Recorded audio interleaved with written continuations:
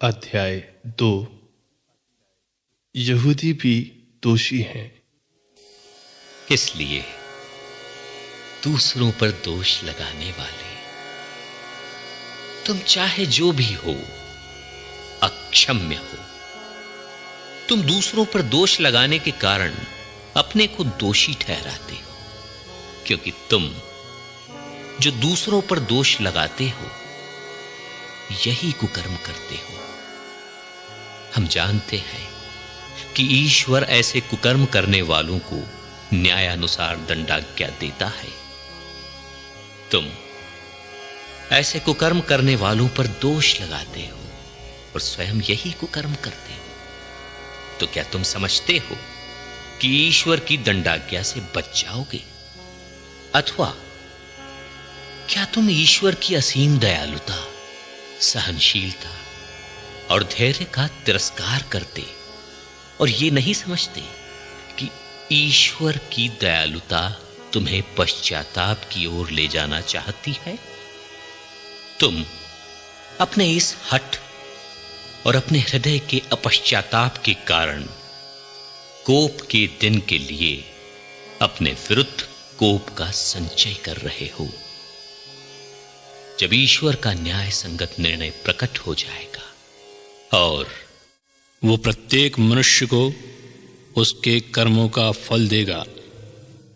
जो लोग धैर्यपूर्वक भलाई करते हुए महिमा, सम्मान और अमरत्व की खोज में लगे रहते हैं, ईश्वर उन्हें अनंत जीवन प्रदान करेगा। और जो लोग स्वार्थी हैं और सत्य से विद्रोह करते हुए अधर्म पर चलते हैं, वे ईश्वर के क्रोध और प्रकोप के पात्र होंगे। बुराई करने वाले प्रत्येक मनुष्य को, पहले यहूदी और फिर यूनानी को, कष्ट और संकट सहना पड़ेगा।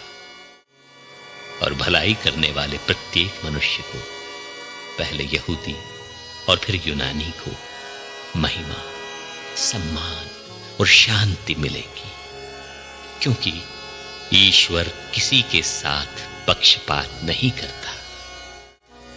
जो संहिता के अधीन नहीं थे, यदि उन्होंने पाप किया होगा तो वे बिना संहिता के नष्ट हो जाएंगे, और जिन्होंने संहिता के अधीन रहकर पाप किया होगा उनका संहिता के अनुसार न्याय किया जाएगा, क्योंकि संहिता सुनने वाले ईश्वर की दृष्टि में धार्मिक नहीं है, परंतु संहिता का पालन करने वाले धार्मिक माने जाएंगे। जब गैर यहूदी, जिन्हें संहिता नहीं मिली, अपने आप उसकी आज्ञाओं का पालन करते हैं, तो वे संहिता के बाहर रहते हुए भी स्वयं अपने लिए संहिता है, क्योंकि वे इसका प्रमाण देते हैं कि संहिता की आज्ञाएं उनके हृदय पर अंकित है। उनका अंतःकरण भी इसके संबंध में साक्ष्य देता है।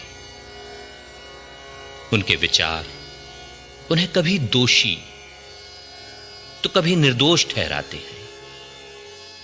ये सब उस दिन प्रकट किया जाएगा जब ईश्वर मेरे सुसमाचार के अनुसार ईसा मसीह द्वारा मनुष्यों के गुप्त विचारों का न्याय करेगा। यहूदी संहिता का पालन नहीं करते। तुम जो यहूदी कहलाते हो, संहिता पर निर्भर रहते हुए ईश्वर पर गर्व करते हो, उसकी इच्छा जानते हो और संहिता द्वारा शिक्षित होने के कारण नैतिक मूल्य पहचानते हो। तुम्हें संहिता द्वारा ज्ञान और सत्य का स्वरूप प्राप्त हो गया है, इसलिए तुम अपने को अंधों का पथ प्रदर्शक, अंधकार में रहने वालों का प्रकाश, अज्ञानियों का शिक्षक और भोले भाले लोगों का गुरु समझते हो। क्या तुम जो दूसरों को शिक्षा देते हो, अपने को शिक्षा नहीं देते? तुम घोषित करते हो चोरी मत करो और स्वयं चोरी करते हो। तुम कहते हो व्यभिचार मत करो और स्वयं व्यभिचार करते हो। तुम देव मूर्तियों से घृणा करते हो और मंदिरों को लूटते हो। तुम संहिता पर गर्व करते हो और संहिता के उल्लंघन द्वारा ईश्वर का अनादर करते हो, क्योंकि जैसा कि धर्म ग्रंथ में लिखा है, तुम लोगों के कारण राष्ट्रों में ईश्वर के नाम की निंदा हो रही है। खतने से अवश्य लाभ होता है, बशर्ते तुम संहिता का पालन करते हो। किंतु यदि तुम संहिता का उल्लंघन करते हो तो तुम्हारा खतना निरर्थक है। इसी प्रकार यदि कोई बेखतना व्यक्ति संहिता का पालन करता है तो क्या उसका बेखतनापन खतना नहीं माना जाएगा? जो शरीर का खतना कराए बिना संहिता का पालन करता है वो तुम्हारा न्याय करेगा, क्योंकि तुम संहिता और खतने से संपन्न होते हुए भी संहिता का उल्लंघन करते हो। असली यहूदी वो नहीं जो प्रत्यक्ष रूप से यहूदी दिखता है, और असली खतना वो नहीं जो शरीर में प्रत्यक्ष रूप से दिखता है। असली यहूदी वो है जो अपने अभ्यंतर में यहूदी है, और असली खतना वो है जो हृदय का है और संहिता के अनुसार नहीं बल्कि आध्यात्मिक है।